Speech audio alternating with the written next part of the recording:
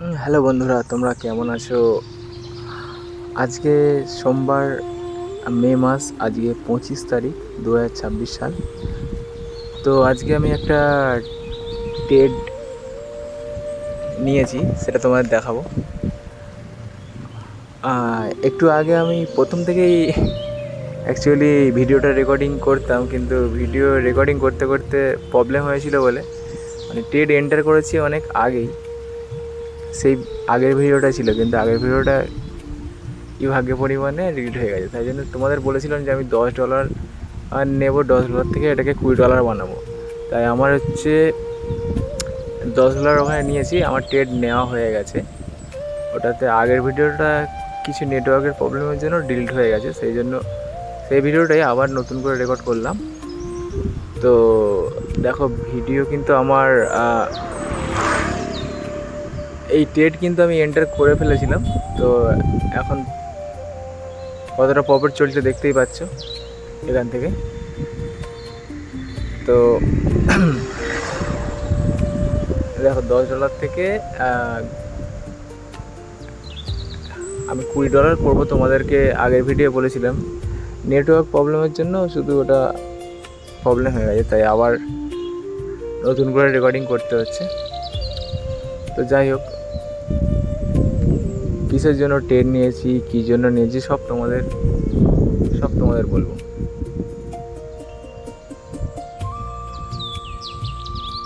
তো বেশিক্ষণ ট্রেড এটা করব না, ভিডিও মিনিমাম ওই 9-10 মিনিটের ভিডিও হবে এটা। যাই হোক, তো এটা এখান থেকে অনেকেই ভাববে যে এই এন্ট্রিটা কেন আমি সেলের দিকে করেছি। অনেকেই ভাববে যে না, এটা তো সেলের দিকে যাবে মার্কেট আদেও, এটা ওপরেও যেতে পারে। কিন্তু ওটা না, আমি অ্যাকচুয়ালি যে কটা আমার ভিডিও আছে তোমরা দেখে থাকবে যে আমার প্রতিটা ট্রেডেই কিন্তু আমার টার্গেট যেখানে করি সেটা আমার টার্গেট হিট হয়ে যায়। তো এটাও আমি টার্গেট হিট হবে আমার মধ্যে, এটা একদম কনফার্ম টার্গেট হিট হবেই। মার্কেটকে নিচে যেতেই হবে, হয়তো বলতে বলতে টার্গেট হিটও হয়ে যেতে পারে। তো যাই হোক, আমি $10কে $20 বানাবো বলেছি, তো $20 এটা হবে, তোমাদের গ্যারান্টি দিলাম, গ্যারান্টি। তার কারণ হচ্ছে আমি তোমাদের অ্যানালাইসিস করবো এই বলতে বলতে টার্গেট হিট হয়ে গেল। যাই হোক, কেন হিট হলো, কী জন্য হলো, সব তোমাদেরকে জানাবো। দেখো, আমার এই পর্যন্ত টার্গেট ছিল, এই যে একটা লাইন টানলাম এইখানেও পর্যন্ত আমার টার্গেট ছিল, তোমাদের দেখাচ্ছি। এইখান থেকে আমি ট্রেড নিয়েছিলাম, আর টার্গেট নিচের লাইনটাতে হিট হয়েছে। ঠিক আছে, এইখান থেকে এইখানে অবধি আমার টার্গেট হিট হয়ে গেছে। তোমার যে লাইনটা টেনে আমি দেখালাম কার্সারটা দিয়ে, তো এর কারণটা কি তোমাদের পুরোটাই বলছি।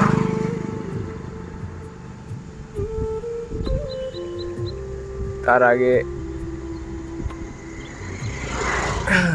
আমাদেরকে টাইম ফ্রেম চেঞ্জ করতে হবে।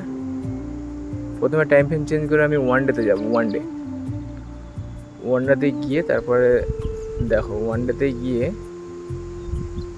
প্রথমে তোমাদের দেখো স্ক্রিনটা বড় করলাম। স্ক্রিনটা বড় করার পরে এবার দেখো, এর আগের দিনের ক্যান্ডেল হচ্ছে এই রেড কালার যেটা দেখতে পাচ্ছ, এটা হচ্ছে আগের দিনের ক্যান্ডেল। আগের দিনের 22 তারিখ ছিল, হ্যাঁ সম্ভবত। আর আজকে আছে 23, 24, 25 তারিখ, আজকে সোমবার। তো এখান থেকে আমরা আজকের দিনের ক্যান্ডেলের নিচে আর ওপরে লাইন টানা হয়ে গেছে। ঠিক আছে, এরপর আমরা 4 ঘন্টাতে যাবো। 4 ঘন্টা টাইম ফ্রেমে, চলো 4 ঘন্টা যাই। 4 ঘন্টা গেলে আমরা কি দেখতে পাচ্ছি? 4 ঘন্টা গিয়ে দেখবে যে এই ক্যান্ডেলের নিচে আমি আমার সুবিধা মতো এখানে ওয়ান ডের যে কালার ক্যান্ডেল আমি ডি লিখে রেখেছি, ওপরেও ডি লিখে রেখেছি, আমার সুবিধা হয়। তোমরাও এরকম লিখতে পারো, কোনো অসুবিধা নেই। তো এবার দেখো মার্কেটে কি দেখতে পাচ্ছ, মার্কেটে দেখো আগের দিনের মার্কেট ছিল, দেখো ডাউন টেন ছিল। এবার এইটা হচ্ছে লিকুইডিটি ক্যান্ডেল, ওই যে মাথা থেকে একদম নিচে পর্যন্ত ডাউন টেন ছিল।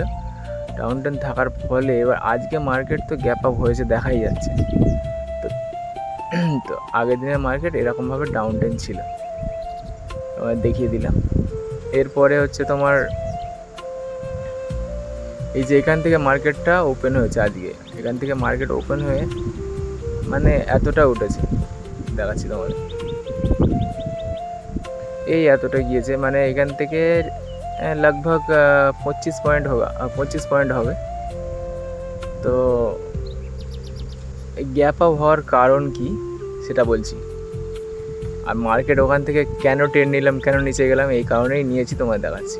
ডিলিট করি এটা, চলো এটা ডিলিট হয়ে যাক, ডিলিট। বাবা রে,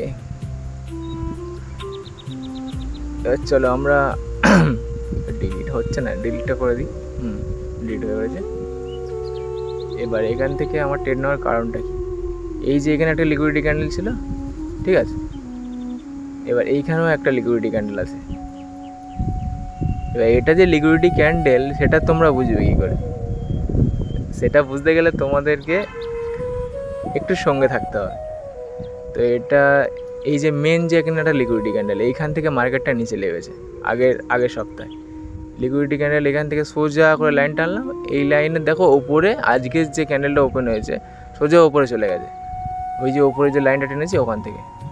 তো ওপর তার মানে এটা মার্কেট লিকুইডিটি নিয়েছে।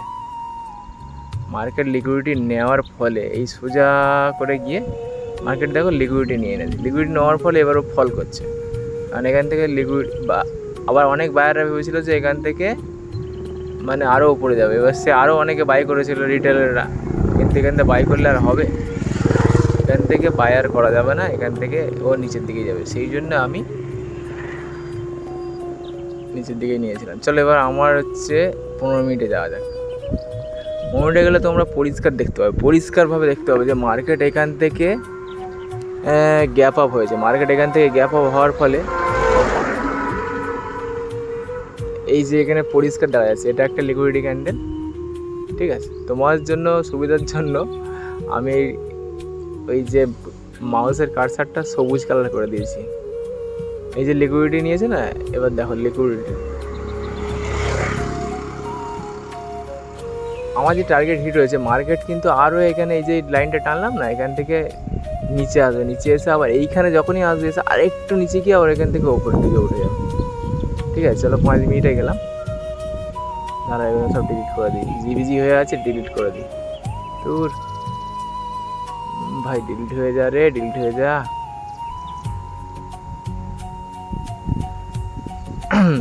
যাই হোক ডিলিটটা হয়ে যাক, ডিলিটটা করে দিই, তারপর তোমাদের বলছি।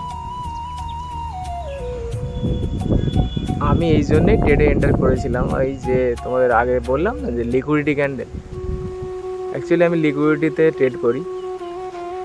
তোমরা কিসে করো আমাকে জানাবে। আমি তো তোমার চোখের সামনেই দেখালাম যে দেখো আমি $10কে $20 করেই দেখাবো তোমাদের। ছোটো ছোটো থেকেই আস্তে আস্তে বড়, এখন বড় ট্রেড খুব কমই দেখাবো, কেননা বড় ট্রেড দেখিয়ে কোনো লাভ নেই। দেখো ছোটো থেকেই বড় হওয়া যায়, বড় থেকে তো আর ছোটো হতে পারবে না, বড় থেকে ছোটো হওয়া সোজা। তোমার দেখো যেটা বলেছিলাম $10কে $20 করবো, $20ই করেছি। তাই মার্কেটে আজকে আর বেশি করলাম না, আজকের মতো শেষ।